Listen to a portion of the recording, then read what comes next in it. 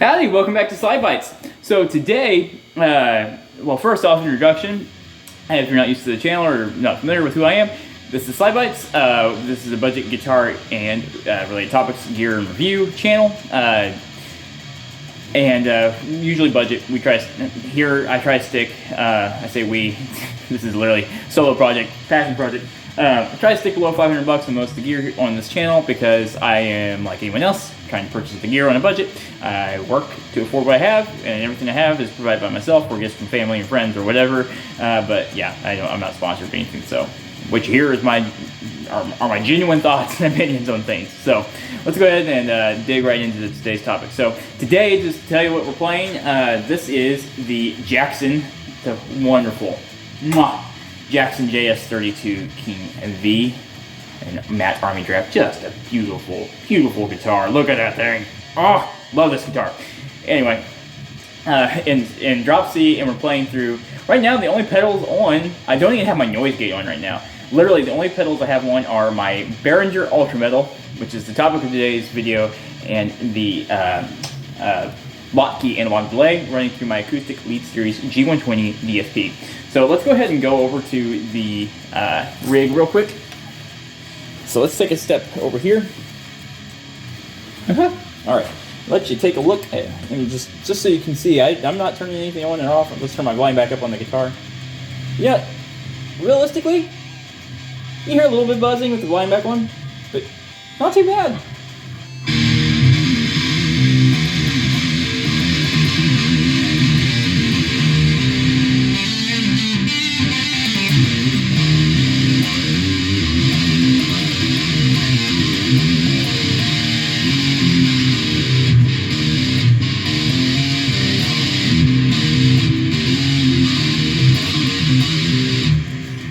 So yeah, I mean, let's go ahead, we can turn the analog, let's turn the analog delay off real quick. So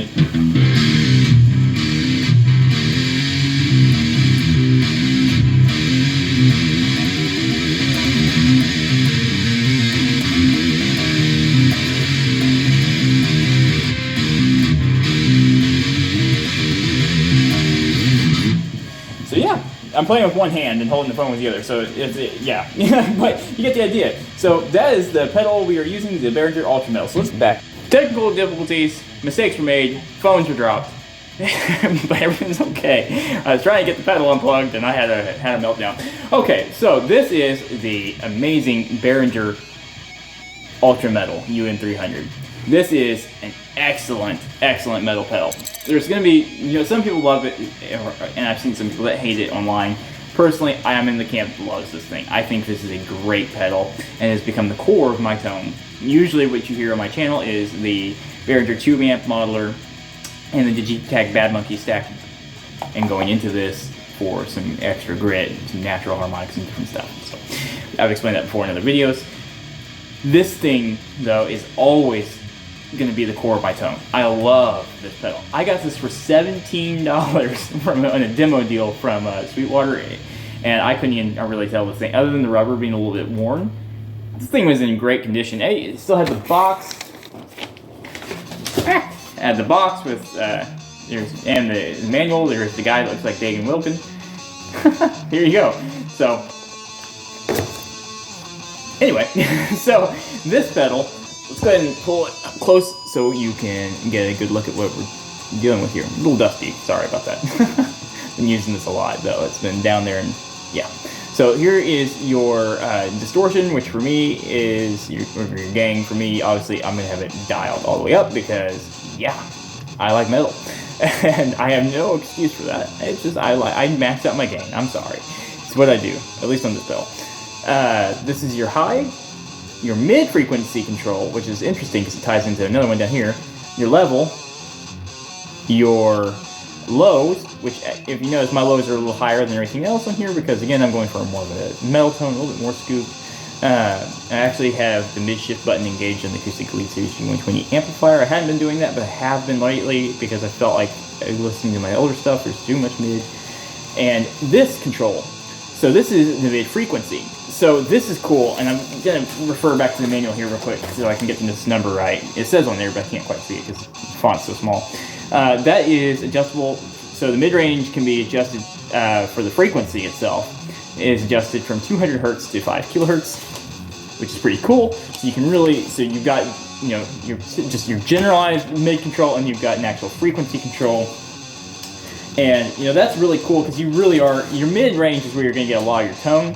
So you get basically, yeah, you can lower it, and then you are kind of in a way, I want to say you're shaping it in a lot of ways. Like you're shaping what that mid-range tone is going to be like through the pedal. So between this pedal and my amplifier that has its own mid shift button, a frequency control, and a standard mid volume or a mid level knob, I should say.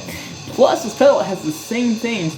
I have a lot of mid shaping ability on my rig, a lot. I can literally shape that however I want, and that's what is so awesome about. Even though this is all budget gear, this has been excellent for me to use for $17. I got this thing, and you know it has been excellent for me to learn and shape my tone to. Move the camera a little bit here. It's been excellent for me to learn and shape my tone to be exactly how I want it to sound. I've got things pretty well dialed in right now, and I have the whole rig running. Today we're just running with this pedal and the delay there for a little bit, just because I really want you to focus on this and hear what it sounds like. But this has been phenomenal. I mean, there's so much gain. The way I'm using it, honest opinion, I just don't see myself needing anything else. I just don't. For a metal tone, this is doing everything I want. As soon as I plugged it in, I fell in love with it because before, you know, I've had the Boss DS1, I had the DoD Super Distortion and some other stuff, and a fuzz pedal, and fuzz is great and everything, but this is just doing everything I really, really wanted. I like fuzz for some stuff, but I still prefer distortion pedals themselves. Just something in the way it sounds to me is just a little bit more pleasant to my ear. But I still obviously have my fuzz pedals, and I still love it. Anyway, so this has been great, and it's been totally reliable. Just so you know, the knobs are completely, they're not moving unless you force them to move, which is awesome because that's how you want it to be. You don't want the things to get bumped, moved around. I have 5 pets. You never know. So that's good for me. The casing is plastic. So if you are rough on your gear, you're worried about things breaking, this may be something to skip for you, so just letting you know ahead of time. It does run off a 9-volt power supply or a 9-volt battery, so that's always good.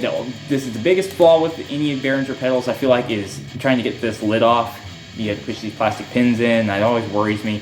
And I've never broken one of these. I've never had a Behringer pedal ever break. But it always freaks me out a little bit, and I just hate having to push in the pins. It's just kind of like the Boss or the Digitech style of doing it, which Digitech is pin, but it's metal, and it just snaps a little easy. Anyway, I'm rambling. But that's the biggest weakness, is just getting into the battery compartment. It's a little bit frustrating sometimes, but beyond that, this pedal has been great. This dark maroon color is kind of cool. It looks purpley on this camera from what I can tell, but in person it's like a dark maroon. which is really neat. And there's just not a whole lot else to say. It is a fantastic pedal, and I cannot recommend it enough because it has just been so critical to me in shaping my tone and getting where I wanted to be. Again, typically on this channel, you're hearing the tube amp modeler and the Digitech Bad Monkey going into this for extra grit and some extra dynamics. This thing just works really well. You can pretty much listen to any of my videos in the past, any of my playing videos that you see are tagged with the Acoustic Elite Series. You pretty much always are going to see those pedals in there. Alright, so anyway, thanks again guys for watching SlydeBytes. I appreciate everyone who keeps coming back. There's just not a whole lot else to say. It's a pedal and it does what it's supposed to do. I really do recommend this. I got it for 17 bucks. They're going for about 30 right now. So, you know, these things are going up in price. Right now, though, everything seems to be going up in price. I'm tempted to try some of the Amazon metal pedals too, just to see what they sound like, because some of those are, you know, $17, $20, $30 as well, and see how they compare to this. But we'll see what I do in the future with that. And yeah, guys, I appreciate everyone who keeps coming back. We just reached 100 subscribers. I appreciate that so much. It means the absolute world to me to have people actually willing to watch this. I hope people don't go and unsubscribe from me and drop me down to 100 after that, hearing that. But again, thank you for everyone who's here. Over on Instagram, we're over 200 followers. I've been doing this for less than a year, so to see things growing at a decent pace, in my opinion, I am humbled and appreciate you so much. Thank you. Speaking of that, feel free to go check me out on Instagram and Twitter for more playing, original music, and content. Twitter, you're going to get a mix of everything. Instagram, it's just pictures of guitars and my original music videos. You'll hear me playing things and pictures of fluff balls and vacations and things like that over there. So yeah, go check me out over there. And you can also check out the community page here for more fun polls and behind the scenes sneak peeks of what's coming up and things like that. So thanks again so much for watching. Again, super appreciate everybody, and I will talk to you later with more guitar related content. Keep shredding, partners. Bye.